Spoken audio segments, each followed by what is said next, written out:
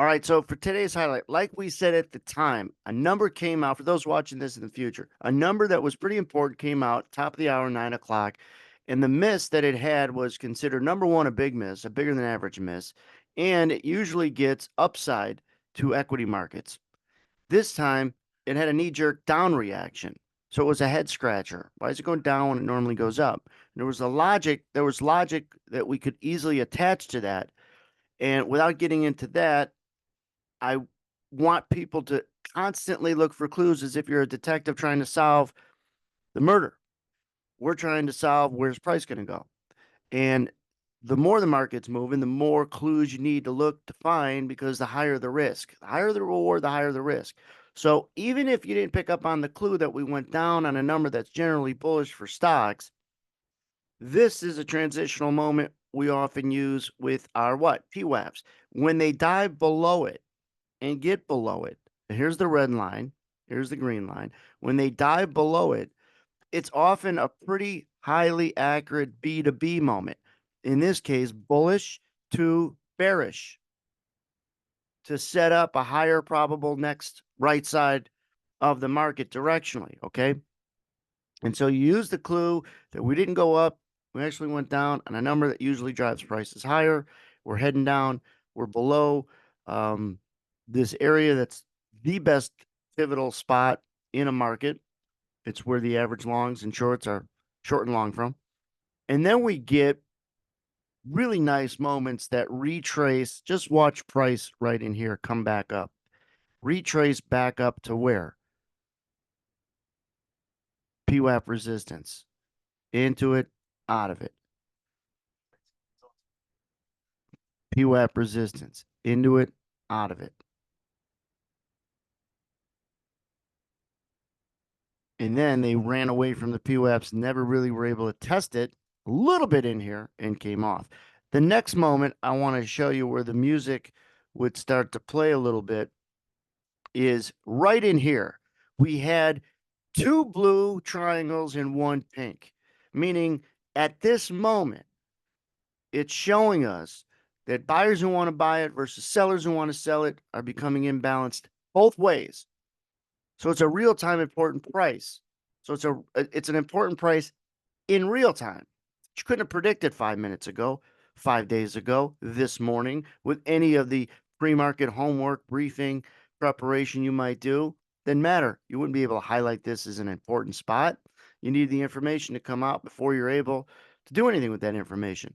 So you take a look at right in here. It highlights this particular vertical, which is buyers and sellers that are aggressive who want to do it that didn't necessarily do it when they wanted to do it, buy or sell. Why is this important?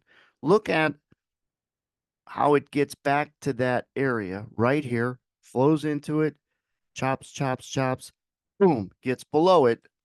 Tell me that that's not important and transitional.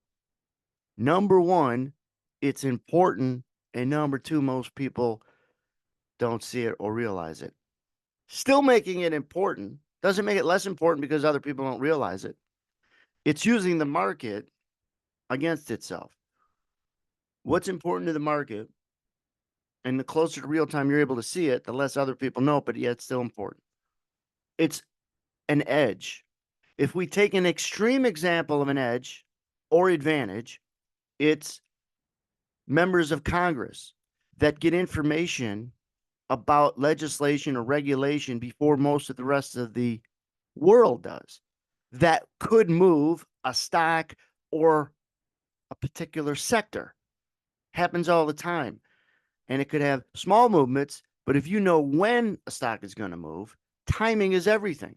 It doesn't matter where price is going to go. It only matters when. Knowing where, you could be way too early, and actually lose money and be right if all you know is where. The when is where the opportunities lie. When does price go?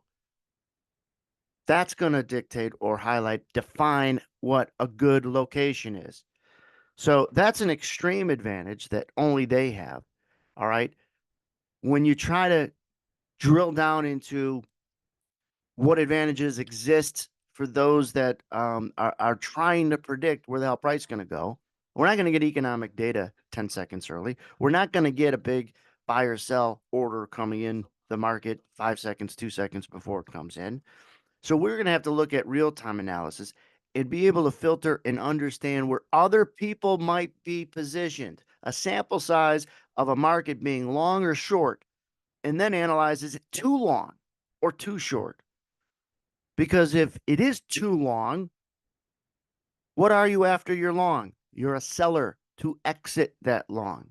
So by the very progression of that logic, if the market's too long, there are probably too many what? Sellers.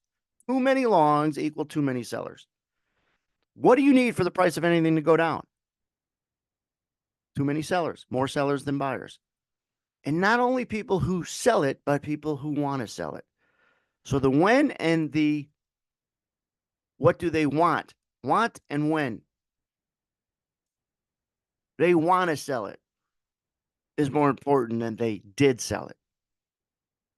The people in line to buy something are more important than how many people already bought this product. Is it a long line of people who want to buy it? How do you know if they want to buy it? How could you predict and anticipate that buying is going to come to the market? Well, if there's too many shorts, there's too many buyers. The line's long. So you have to think along that uh, line of logic in a business where your job is to predict where the hell price is going to go next. If you don't know why price moves, you're going to have a hell of a time predicting it. So I underscore and underscore and repeat and underscore and repeat the fact that when is more important than where, and what people want to do is more important than what they did.